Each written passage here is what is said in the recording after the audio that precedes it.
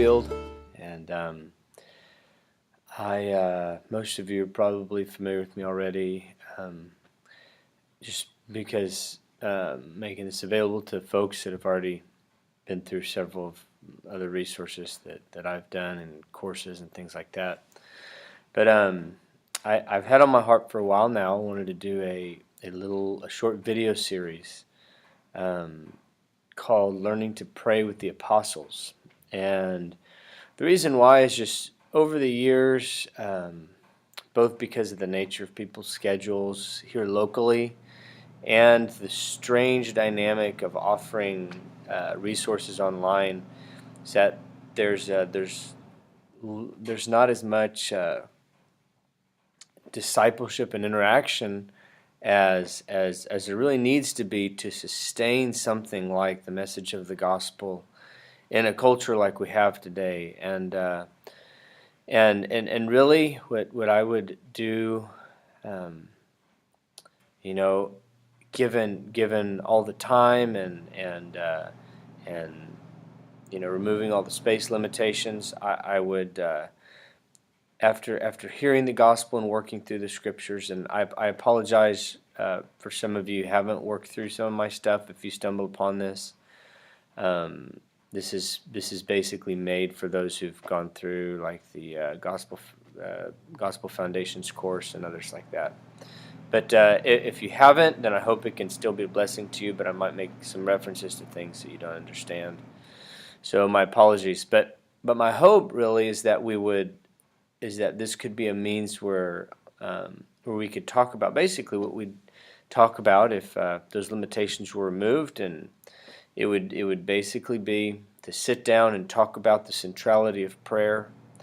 It would be to sit down and take hours to establish a routine of praying together and being sustained by the grace of God in prayer.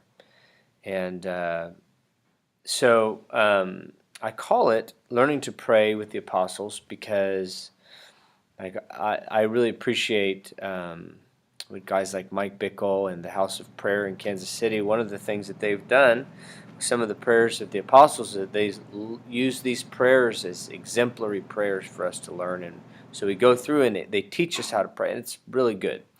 I want to go one step beyond that and say it's not just because they're in the Bible that they're exemplary to us. It's that they were prayed by the apostles who were examples to us, especially to us Gentiles. And that fits in a broader framework than just Acts 1, go into all the nations, or the Great Commission.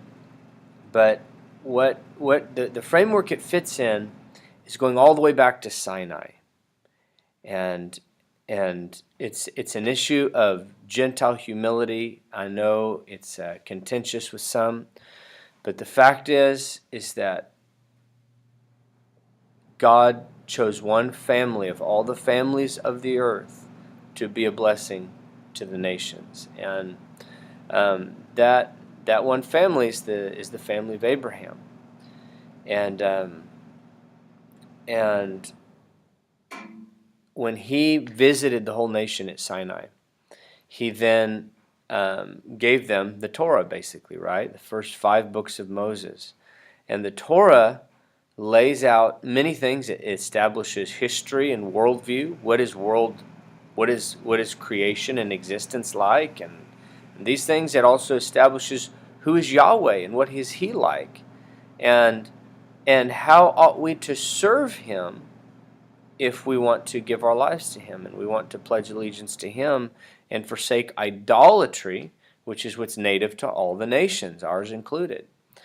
And so the testimony that was handed down to them was then given to them as a commission that they might be a blessing to the other Gentile nations. And so we know this will have its full expression in the age to come when the law goes forth from Zion, and like in Isaiah 2. But even if you look at Acts 17, Paul is rejected by synagogue. Paul and Barnabas, they're rejected by a synagogue, and Paul and Barnabas leave, and they quote Isaiah 49, and he says, very good, since you are deeming yourselves unworthy of everlasting life, we're going to the Gentiles because God has commanded us, a light to the Gentiles I've made you. And Isaiah 49 is talking about the righteous remnant of Israel actually walking in their calling to be a light to Gentile darkness. And so Paul even sees his commission to go to the Gentiles as simply walking out God's commission from the beginning to the righteous remnant of Israel. And so I want to encourage us to receive the testimony of prayer from the apostles as something that God ordained much farther back even than the first century, when Jesus the Messiah commissioned them to go preach the gospel to Jerusalem, Judea, and Samaria, and the nations. It goes further back than that. So I want to make this short series, and basically what we're going to do is we're going to learn what they thought about prayer, what they were raised to understand about prayer, and so what were they doing? What did they think they were doing when they prayed? And so this is basically going to be an introduction, this first part, and the only really point I want to make is in the introduction is I want to talk about actually 2 points. I want to just say 2 things about the way they understood prayer. And the first one is they viewed prayer as something that was essentially always connected to the God of Israel and to the assembly of Israel. And corporate prayer really dictated the way they all spent their lives. Corporate, collective prayer. Like there's examples of this. Like here's a good example in Luke 1. Here we go. First chapter of Luke. Now, verse 8. Now it happened that while he was performing his priestly service before God in the appointed order of his division, according to the custom of the priestly office, he was chosen by lot to enter the temple of the Lord and to burn incense. So this was a Levitical duty. And so obviously the nation relates around the temple and the sacrificial system because this is what God taught them. And but listen to what's happening. He was chosen by lot to enter the temple of the Lord to burn incense, because this happened day and night. And the whole multitude of the people were in prayer outside at the hour of the incense offering. And this is not like an unusual occasion, is that prayer, corporate prayer, collective prayer, and the offering of the incense to God, or really several things that were related to the sacrifices. This was normal for them to understand it. Partly, and we'll go over this next in the next session, but partly because they viewed the sacrifices, because obviously if you read through the book of Leviticus, there's not a guarantee that sacrifice removes sin from anyone. God really vindicated and cleansed people who were sincere in their repentance and turning towards Yahweh. He cleansed them from their sin. Unrepentant sin, for example, didn't ever have a sacrifice in the Old Testament. This is something that sometimes we say they just kind of, they did the ritual and their heart wasn't in it, and that's not the case. It doesn't say that at all in the Old Testament scriptures.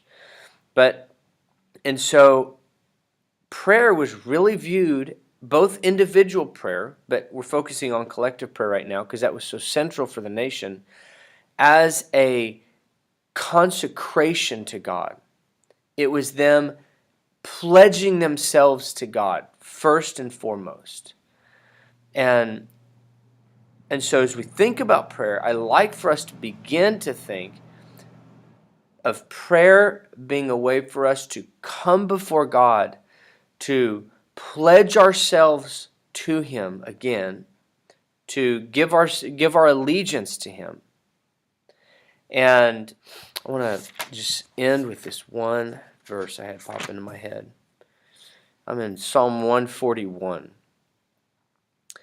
And it says, O Lord, I call upon you, hasten to me. Give ear to my voice when I call to you. He says, may my prayer be counted as incense before you, the lifting up of my hands as the evening offering. And the idea is the incense that they burned was a special concoction, right, that the priests would make, and God gave them the ingredients to it, and they could only make it for this exact setting in the temple, and they would get in big trouble if someone else made it in a different context. But God says a number of times through the Torah that it was a sweet smelling fragrance to God. It was very, very pleasing to God. God loved the smell of this incense. And so David says, may my prayer be counted as incense before you, the lifting up of my hands as the evening offering. They did that when calling upon the name of the Lord. Right? That's what Solomon did when he was consecrating the temple. He called upon the name of the Lord in prayer, and he raised his hands. And but he continues, that my prayer be like incense. Let my prayer be pleasing before you as it rises. And the lifting up of my hands is pleasing as the evening offering. Set a guard, O Lord, over my mouth, and keep watch over the door of my lips. Don't incline my heart to any evil thing, to practice deeds of wickedness.